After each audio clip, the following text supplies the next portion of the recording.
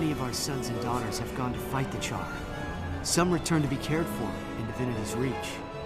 Some say Ascalon is lost, that Adelbern's foe fire and the Char legions have destroyed our kingdom's soul. Queen Jenna has been kind to us, but she is not our queen. Even now, Divinity's Reach is trying to forge peace with the Iron Legion. I wonder what the Vanguard thinks of that. Alright, well, welcome back. We are once again continuing with the story. If you guys missed it, we're in the middle of a pretty mysterious story here involving the circumstances of our lost sister's supposed death. She was a member of a company of Seraph known as the Screaming Falcons, and it seems, through recent developments, that she may have been sold out and betrayed to the Centaurs for someone to get political gain over the Queen. There's a name has been dropped, a man named Minister Arton, who's a close advisor to the Queen that we need to warn her about. So Logan Thackeray and I, we're going to go speak with the Queen in the palace. This is going to be first meeting of her. So we're back in Divinity's Reach here. I did want to show you this special place as well. So this is the Plaza of Balthazar. It's an area of the city we haven't seen yet. It's a huge city, and I can't show you everywhere really in any short time. But since we care about Balthazar a lot, I figured we'd come here. We can look at his statue, and we get this quote here from Malcor, the man who carved this. And he says, "I am but a simple man of peace. My only thirst for victory was to see my art take shape, to leave something behind. But in seeing Balthazar, even my spirit felt the fiery call to battle." So here we can see Balthazar. He has two hounds here. These are his two beasts. Actually, there's three of them, but they're Tamar and Tagon. That's actually an elite skill we'll be able to use. Remember how we can turn into a tornado? We can draw power from this god to even summon those. Perhaps one day we'll get that experience. And there's another priest of Balthazar here, who says he's the priest of fire, god, and war. I think we read that dialogue before. So yeah, we don't have to worry. But Divinity's Reach is built up with these huge high bridges, right? So right now we're actually walking over other areas of the city. I'm sick of this crap. Char want to fight on the battlefield, fine. I don't want them fighting in the streets. Wow, they say crap in this game. I lost friends to the Char. We don't need bloodshed in the city. Hey, if that mercenary wants to start trouble, he'll get it. They'll shed some blood, all right?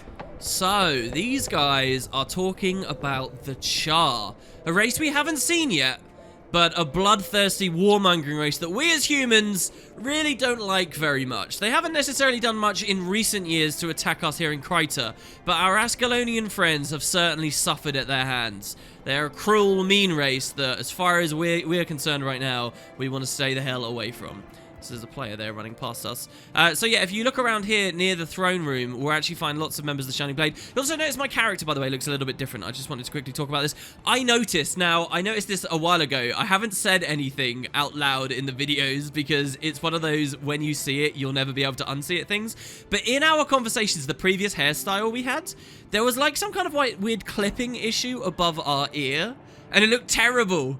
And I kept having to stare at it during all these side-by-side conversations. So we have changed our hair now. We're the same. Everything about us is the same, except I've just got like this long, luxurious, like Prince Charming hair, which is very fitting considering we're about to literally meet royalty. So yeah, I've changed that. Also, we're in a new armor set. So this is quite a special armor set too. Let me just go show you. Oh, wait, where are we?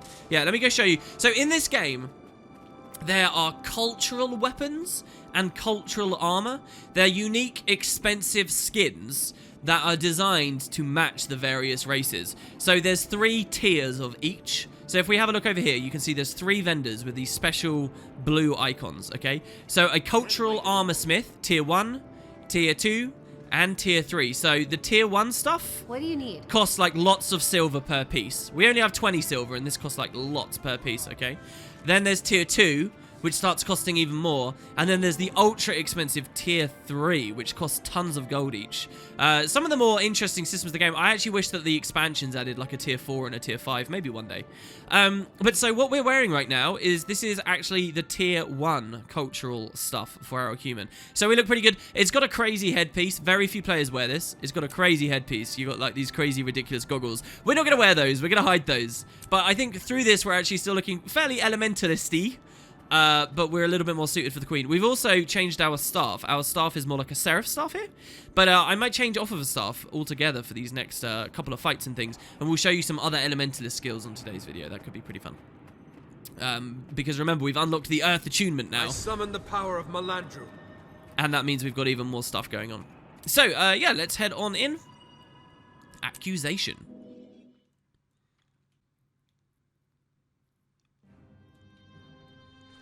Okay, so the Queen's actually come out to us, it seems. Out in the courtyard here.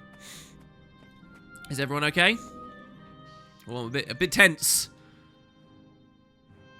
Sorry to intrude, Your Majesty, but this can't wait. There's a traitor in the Ministry. That's a serious accusation, Captain. You know the law.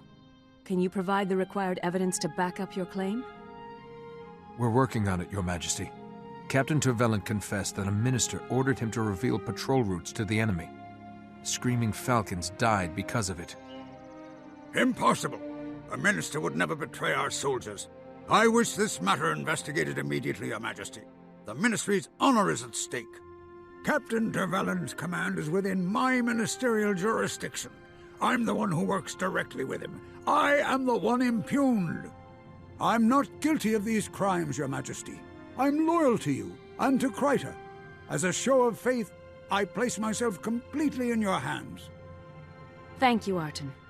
The Shining Blade will take you into custody, and you'll be kept under house arrest while we get to the bottom of this. Wow.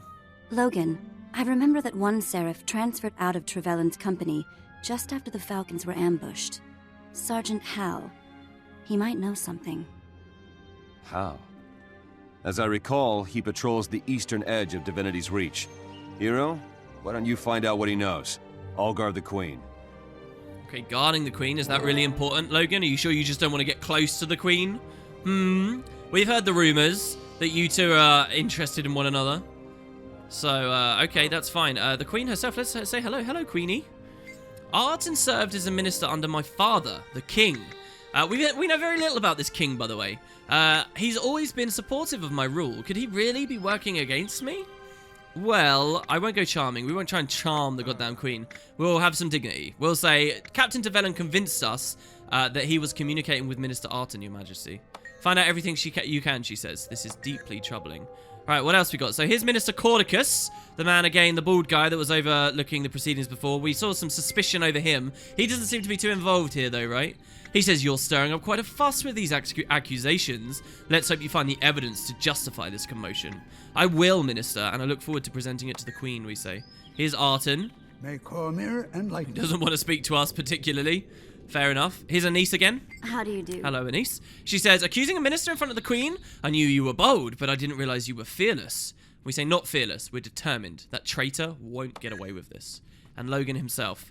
Maybe Hal transferred out of Tervellan's unit because he found out what Tervellan did. See how much he can tell you about the Falcons' disappearance. If you know something, I'll get him to talk. Good. I want to make sure Jenna's safe, so you're on your own. Find Hal at the eastern edge of Divinity's Reach, and let's see what he knows. Okay, I'll check in soon. Alright, so we're going to explore another little area of the city here and find this guy. Maybe he's been sitting on a big bombshell for all these years that will blow our case wide open, eh? And it's actually going to be a little bit close to our home instance. It's back in Rurikton, actually. So let's go back to the Rurikton waypoint. And we'll nip down. Once again, I find myself tempted to show you guys the tour guide. But we'll see. Maybe we'll have to wait with that. I think this is the first time we've been to Rurikton in the day, though. So that's kind of nice. Mostly it's been miserable at night as we've wandered around the city. So our quest marker here actually shows us immediately where to go. This could have been a cool opportunity for the devs not to directly give us a quest marker, but to just subtly, so we have to basically speak to lots of NPCs to figure out roughly where they are. So we get a bunch of characters, by the way, that are referencing lots of Guild Wars 1E and old things here, by the way. They're essentially the descendants of some old heroes you once upon a time cared about. These three are impossible. It's like I'm the only one with any common sense. It feels like it's been my responsibility to look after them since we were children, says the Ranger. And in the original game, the, poster child adventuring band of heroes that traveled around the world had a ranger that was like the father figure to them all, a guy called Aiden. That sounds tough. Yeah, our families have known each other for generations. So we've been friends ever since we were kids. And it's always the same. Illyria picks a fight, gets knocked out, and I have to help her up. And Aquila, he goes too far sometimes, you know, with the burning and such. And Kendon, he's got a good heart, but sometimes he's just not too bright. I'd never given them up, but it's not easy being me. So yeah, this is like the descendant of Aiden. This is like the descendant of Sin, I guess. This water guy. This would be of Devona. And, I don't know, this would be Menlo, I guess, Illyris. We won't speak to all of them. Up here, though, most importantly, we've got Sergeant Howe. Hey, dude, you're in kind of a pretty... This feels so shaded and nice, actually. Doesn't it feel really good here? Like, good relaxing away from the rest of the city. You just got the roofs in the distance. Hello, Howe. What can I do for you? You can do a lot for me, man. Sergeant Hal, I need to talk to you about Captain Trevelyan. Merciful Grenth. I knew this day would come. Did Trevelyan send you to kill me? No, calm down. Captain Thackeray sent me. But tell me, why would Trevelyan want you killed? I delivered Trevelyan's private messages to the Ministry and to the Woods. I didn't ask who the notes were for, but... oh, gods, I knew. I transferred out the moment I could. You have to believe me. So that's how Trevelyan communicated with the Centaurs. Who was his contact in the Ministry? I don't know, but Dansky might. She was a Falcon before transferring to the Lion Guard. She's stationed at Black Haven now. Damn, so there's an actual ex-Falcon here. Doesn't even work for Crichton. So we have the elite force of the Crichtons, and one of them just doesn't even fight for the country at all anymore. Instead works for the pirates of Lion's Arch at the Lion Guard. That's ridiculous. So let's see. Remember when we came all the way down here to Kessex Hills? Well, finally, that is now worth something. Finally, now going to this waypoint here, we get to explore a little bit of this map. This is a really big map with tons of different points of interest and fun locations for us to visit. There's a massive floating tower, a peculiar village with mysterious happenings and so forth. But it's all kind of like side stories to the main campaign right now, so I'm not quite sure when I'll be able to go and show you guys that. But we'll see. So hey, Bandit's just out in the open here. This is pretty far away from the city, obviously. So things are a little bit more dangerous. People are a bit more open in their crimes and whatnot. But we can always rely on the Lion Guard. As we get closer to Lion's Arch, more of the havens, the stronger havens will be around and they can protect us. Time to blaze a trail. And that's one of them here. We're at the Delanian foothills right now. Do you remember they talked about like a Delanian drake or scale or something a few episodes ago? Yeah, that would be from here. That's a massive centaur base, so we want to be careful of that. The Seraph are all that stands between order and chaos out here. Even now, the Harathi are gathering materials to construct great siege engines, which lay waste to everything within range. Please, stand with us, and put a stop to their plans. Okay, so the Harathi, that's the name of another one of the Centaur tribes. So far, we've only been dealing with the Tamini. The Harathi are like, I don't know whether this is actually canon or in lore, but the game certainly gives the impression that the Harathi are the most dangerous of the lot. There's an entire map dedicated to the activities of the Harathi, like the size of Kessex Hills or Queensdale. So we want to be very cautious about. So yeah, this is the Haven. We'll grab the waypoint that's near it, and we'll move on in. Let's see if we can find this person. Can we get some answers? So many contacts we need to go through. Come on up. Here comes trouble. Hello, Lion Guards. What's going on? Here comes trouble? Is that me? Am I trouble? You alright, everybody? Oh, so they closed the gate behind us. Everyone okay? And it says on the top right, actually, stop the bandit attack on Black Haven. So, bandits are attacking here for some reason. Oh, they're actually getting through the gate. That's crazy. This oil should chase off the bandits at the door. That was close. Guard yourselves! They've broken through. Okay, so they've already broken through the door. This is a really weird start to an instance. It's not even got the combat music rolling. Let's try and use the oil there. We should destroy those mortars with cannon fire. I'm a terrible shot. You do it. Okay, wait. I wanted to... So basically, this is actually teaching us about world versus world. So if I press F on this, look, we get burning oil. This is amazing. What are these animations? These things. So pour oil. We can pour oil down here. Unfortunately, we don't get enough time. It's not a very well balanced instance there, but if they were all down there, we'd be able to do massive damage. So that's kind of cool. It's amazing because you actually get all the world versus world skills there as well.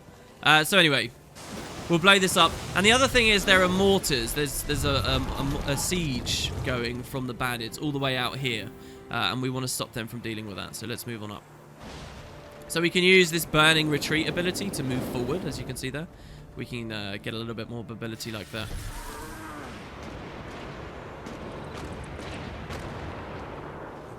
As fast as I can. You want this to blow up in our face? Better that than some hero comes along to foul everything up while you're stalking. You are dawdling. I am fouling it up. You're kidding, right? We'll take this guy out as well. Let's meteor shower here. And we'll change our skills as well. We'll change our skills in a second. Down you go, bandits. Why would the bandits want to take out this haven? Interesting. Are they trying to get out our man, our informant in here? But this storyline hasn't really seemed to have anything to do with the bandits so far, has it? It's mostly been about the centaurs. So down goes the mortar there. We can even get on this mortar, it seems. Yeah, we can. Wow. What can we fire out of this mortar here? Medkit volley. Amazing. Jesus, the sound effect. That is loud. That is extremely loud. All right, so there you go. We stopped the mortar attack. Let's move back in. Let's change our stuff as well. Okay, so let's unequip our staff just to really remember and understand how the weapon system works here. So we unequip our staff. All of our skills go away in all of the achievements, right? Now let's re-equip. Remember we started the game with a dagger. Let's re-equip this dagger, okay? And now there's a few more skills already I can show you. It's the Earth achievement ones, okay? So, there are bandits still running around here. So we get an auto attack called Impale. We can spear our foes on a giant stone spike. Where is he? Let's run over here. We get the Ring of Earth as well. So come on, let's try and conjure some stone spikes. There you go. So we can stab them with stone spikes. The skill 2 is Ring of Earth, where we can hit them all with a ring of spikes. Ow! Oh my god, I'm getting annihilated. All right, so this is downstate. Where we have to fight for our life to survive at the very end. If we can score a kill before they get this final health bar down, we can revive ourselves, which you just saw there. My god, they do so much damage. That's crazy. I'm in Earth as well. So, Ring of Earth. Boom. So we can hit them with that. That cripples them, bleeds them. And then also there's this other ability called Magnetic Grasp, where we can stop them moving, and then we can slam ourselves into them for one final attack. So this is what Dagger's like. And don't forget, we get lots of achievements, so we don't want to just stick in Earth the entire time. We want to rotate around a lot. This is going to call for summoning our allies. So we can do this. And these are the Dagger abilities, remember? So that's what we get from Dagger. And then, of course, also, we have Focus, which we were using before. But there are new Focus Earth abilities too. And it's these two over here.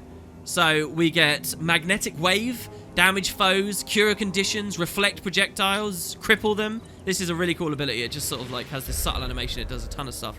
And then lastly here, Obsidian Flesh. This was an elite skill in the original game. Okay? Envelop ourselves in stony armor, making ourselves invulnerable for 4 full seconds. So check that out. We get this like effect on us and we're invulnerable during all that time. That would have been really nice a second ago. If I'd equipped it all to demonstrate to you guys, would have been pretty good. So Jesus, these guys got really hurt, didn't they? My goodness. Well, it looks like we're all right. Here's Lion Guard Dansky still standing. Do you need assistance? Dansky, do you want to tell us what the hell's going on? Those bandits caught us off guard, but they didn't steal anything. It was as if they just wanted to kill people. I suspect they were here to kill you, Dansky. I need to speak with you.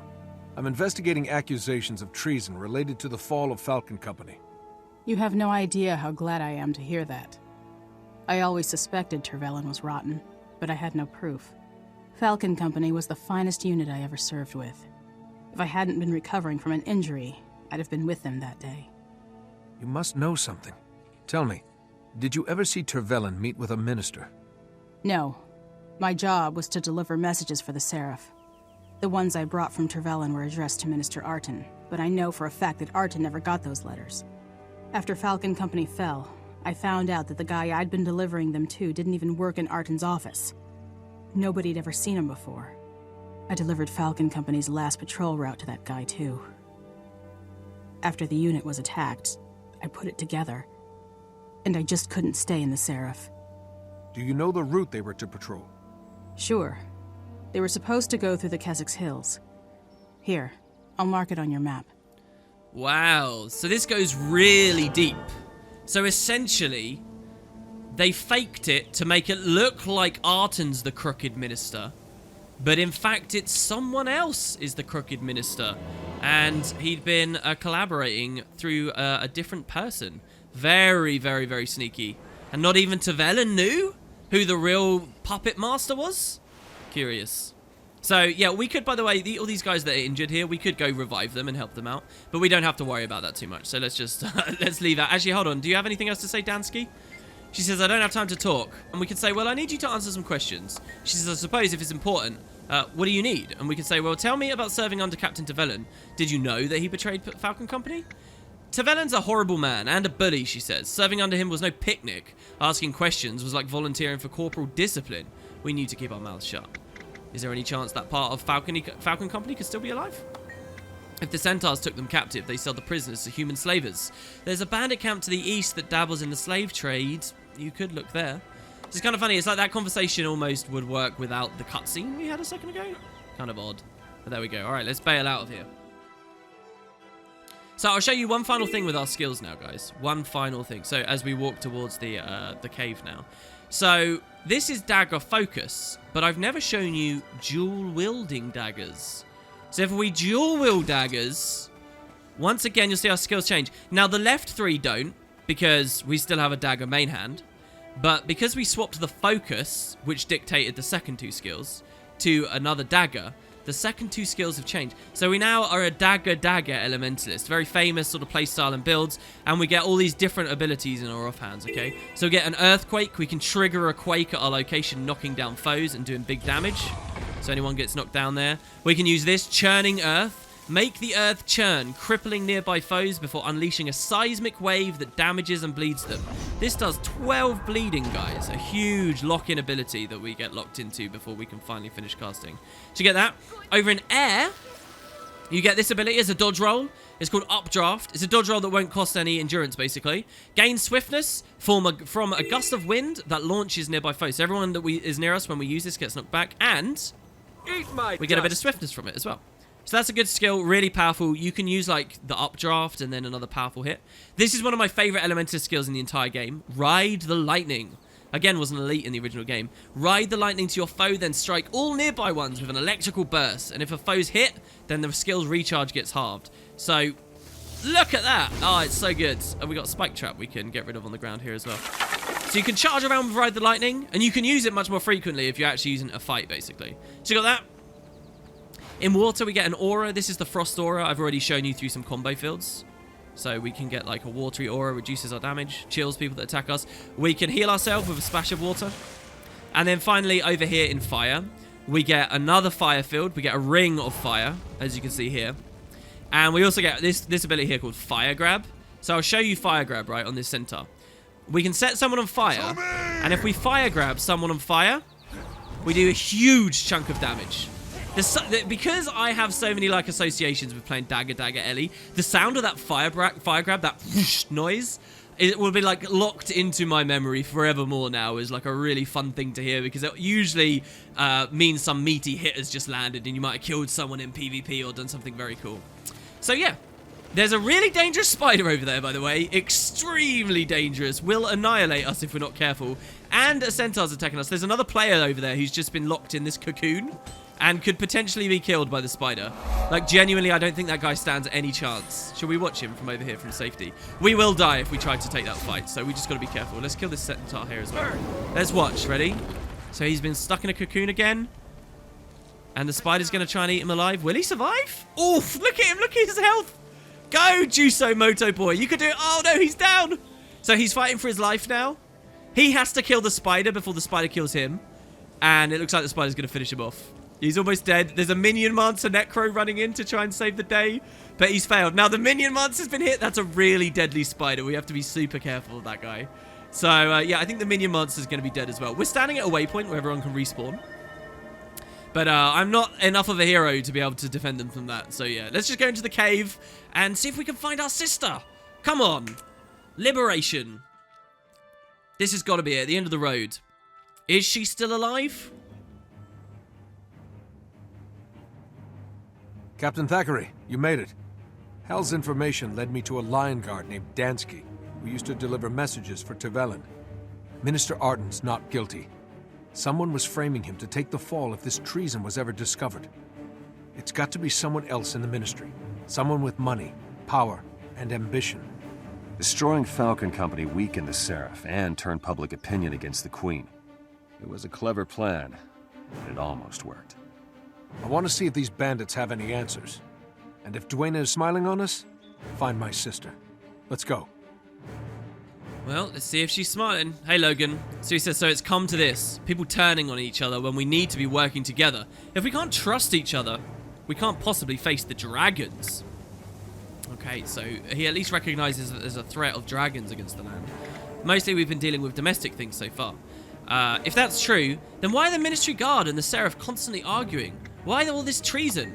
And Logan says, whenever someone has power, it's inevitable that someone else will want to take it. The Ministry resents Queen Jenna's authority. Why would the Ministry resent the Queen? Well, Jenna took the throne as a very young woman.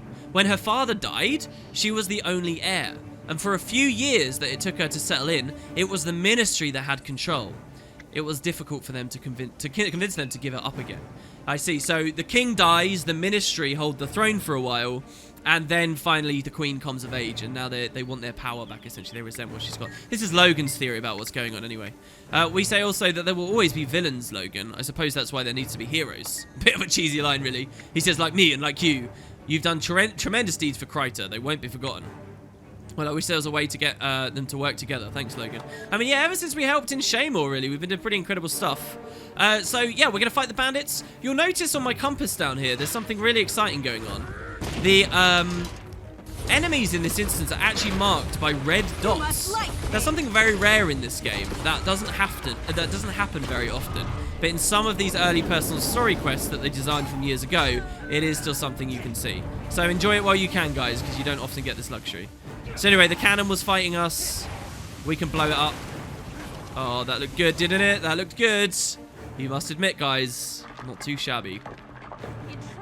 Alright, guys, I want to find my sister. What do you know? Why would my sister be with bandits after the whole centaur thing? So I got the bleeds. 15 bleeds we've put on these guys. They're just completely melting. Oh, so good. Stay here. Don't let them through. Get up and fight. So there's a guy called Smiling Seamus. We'll knock him back. Rush in and blow him up. You can feel how smooth the Dagger gameplay is, right? Oh, I miss Dagger. You can blast in the fields easily.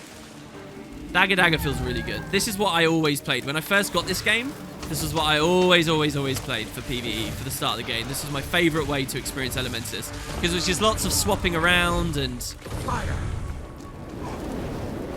it just feels really fluid. What's going on, guys? Tell me! So we'll burn this guy, we'll fire grab him. We'll cast a storm over here. I want answers!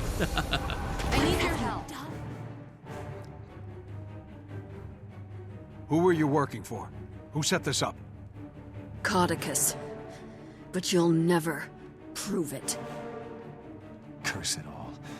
That bandit's testimony was the only evidence we had. So what, the bandit's dead now? At least we know the truth and we can protect the Queen. It's not enough, but it'll have to do. You're right. We'll figure out what to do after we free these prisoners and get them back to the city. So Caudicus did all of this, but now the bandit that told us is dead? I guess they said that with their dying breath? Ouch. This is just one of the things that the personal story struggles with, these side-by-side cutscenes. In all the story that goes into the game now, they don't really use that cutscene style anymore, and things are a lot clearer what's happening. But so look, there's a ton of prisoners. Who are you people? You've been caught by the bandits? They're just going to run away. We're going to free them? What does Logan say? Same stuff as before. All right. So we can open these gates. Freedom! Freedom for you people. Run. And there's a big cave over here. And look who it is. Deborah?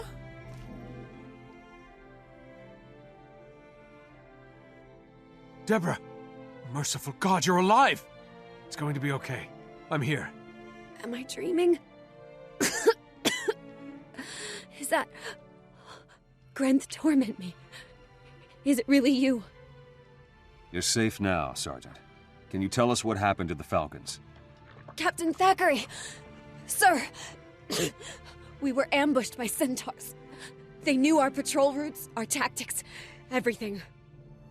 It's all right, Debs. We'll make sure all of you get back to Divinity's Reach. The nightmare is over.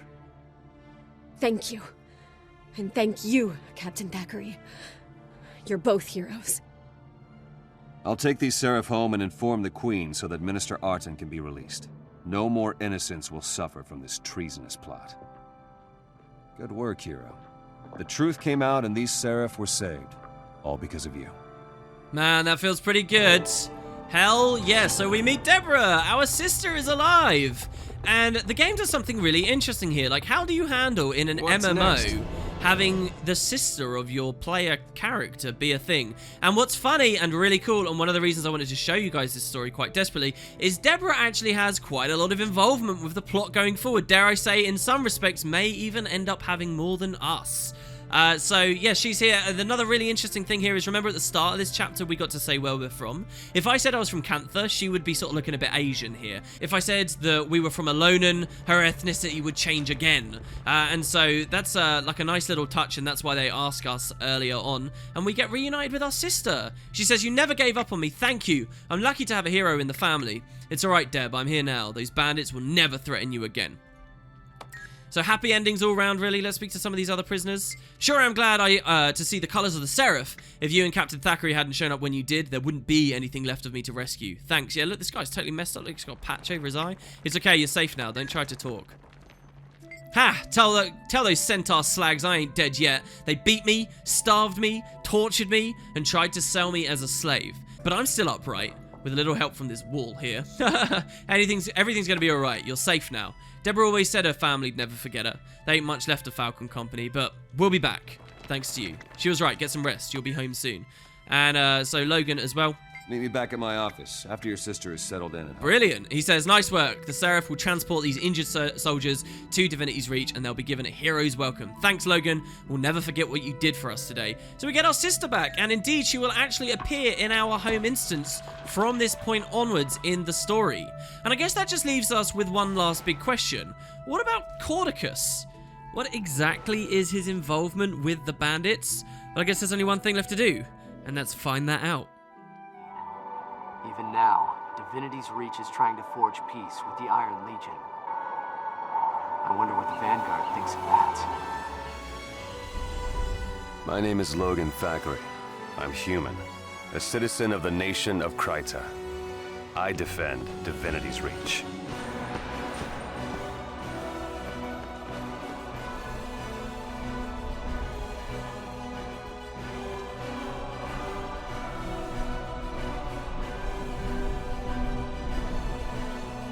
Though embattled, we fight for our homes, our gods, and our queen.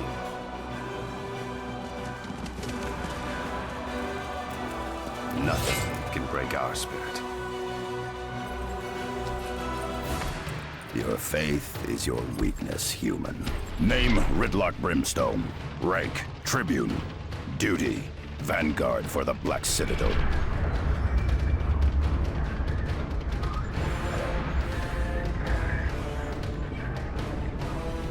Char bow to no adversary. With the clamor of anvils and the thunder of guns, we rip each day from life's teeth. Our strengths will shake the foundations of the world. Guild Wars 2 is a game with 5 races. And I suppose we could start off by showing off the human story, but that's pretty boring. Everybody knows humans. What about some of the other areas of the world? What about the Char? The Char race was forged in the merciless crucible of war. It's all they know. War defines them, and their quest for dominion drives them ever onwards. The weakling and the fool have no place among the Char. Victory is all that matters, and it must be achieved by any means and at any cost. We can decide if we want a male or a female Char. The female Char actually done really well in this game. They don't just basically put boobs on the male and call it that. They're actually like, because this is a very feline race, they're all sort of very anatomically what you'd expect. So like the devs have actually said, you know, they actually have like 8 nipples or whatever, and the way they move and interact with the world is actually really realistic and cool. I'd actually love to show you female Char because I think it's a real achievement for the gaming industry and just generally how they treat this that goes above and beyond what you see in most other places. But as cool as female Char are, if I'm going to play a bestial, badass, aggressive, cruel creature, I'm going to have to play the male. So we're going to have a male Char here. We get the choice of 9 professions, and I think instead of picking some silly, sissy, light armor, how about we pick a profession that represents the Char in their truest form? Let's pick a warrior. So, nice standard good RPG class here. Warriors are masters of martial skills. They rely on speed, strength, toughness and heavy armor to survive. They're versatile in combat and benefit from offensive and defensive abilities. Warriors inspire their allies and demoralize their enemies. So, the warriors have access to more weapons than any other in the entire game. They are true masters of martial weaponry, and so we get to experience a ton of different stuff here.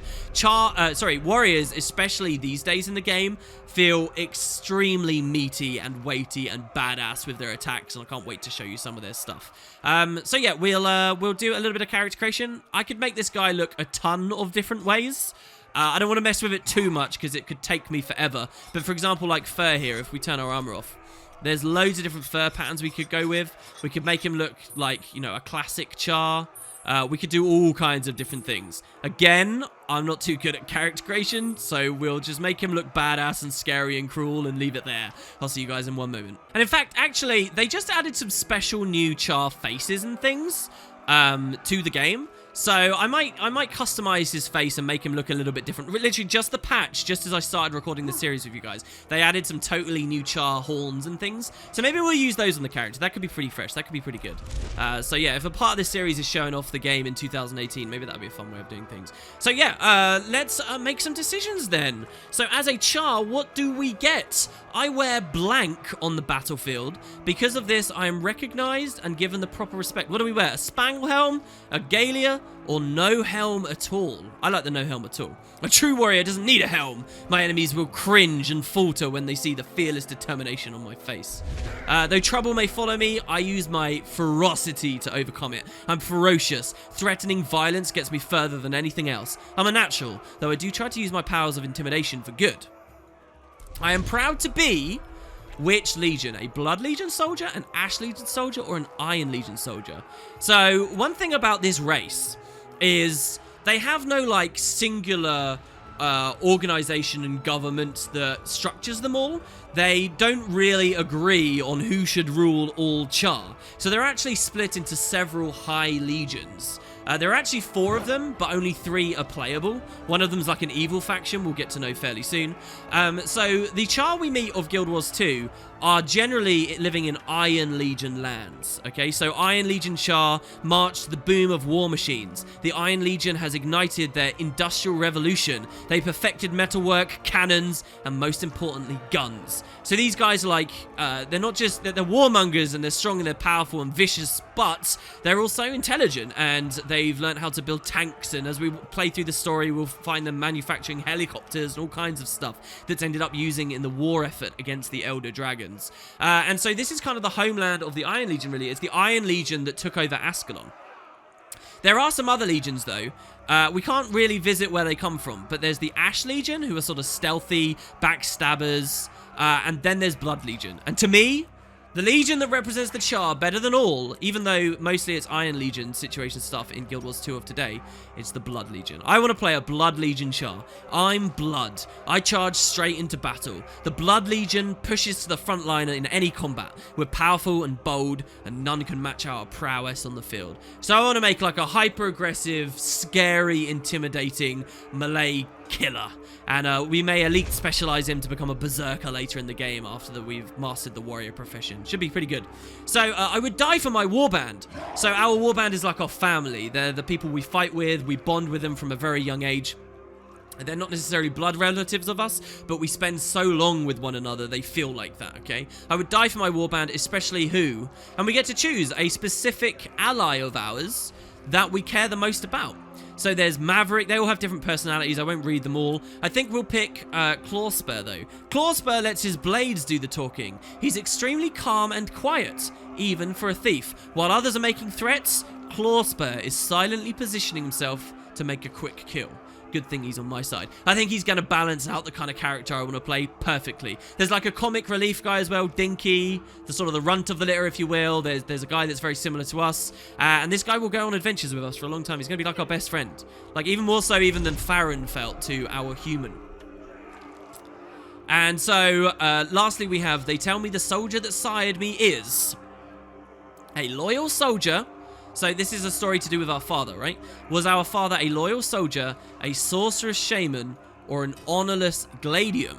So we're actually going to pick this last one here. A Gladium has no warband. My father turned his back on his, and that's like a terrible thing to do as the Char. The Char live and die for their warbands, but our father turned his back from his one, and now he's an honorless Gladium with no respect for the chain of command, and I have no respect for him. The Char don't care about that kind of stuff.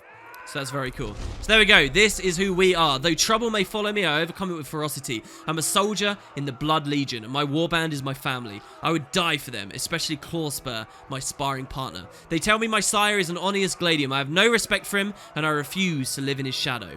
I'm a warrior, and I wear no helm on the battlefield. Because of this, my enemies falter when they see the fearless determination in my eyes. We are Tyrix Ripjaw. So, according to the naming conventions of Char, like how we pick our second name here essentially designates what our warband is. And yeah, I've just gone for a vaguely Char-ish sounding name. It might sound a bit lame, but that's the best I got in the moment.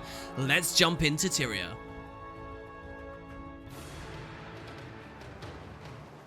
I am a Char. In this world of constant battle, I am the deadliest weapon of all.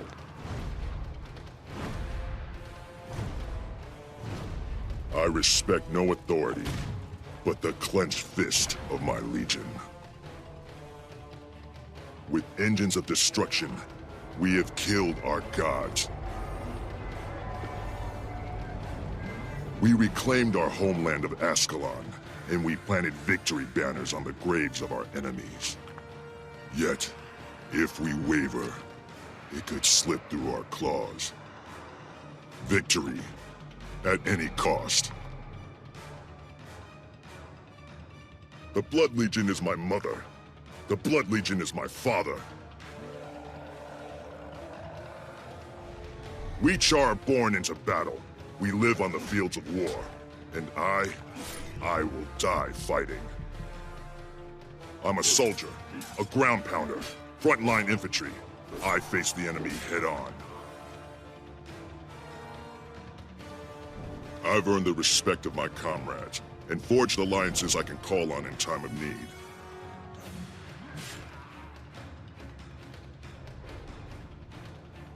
In the Blood Legion, we're taught the meaning of the word duty. We are relentless. Today, the soldiers of the Black Citadel assault the ghosts that plague this land. I've been assigned to reinforce the bulwark.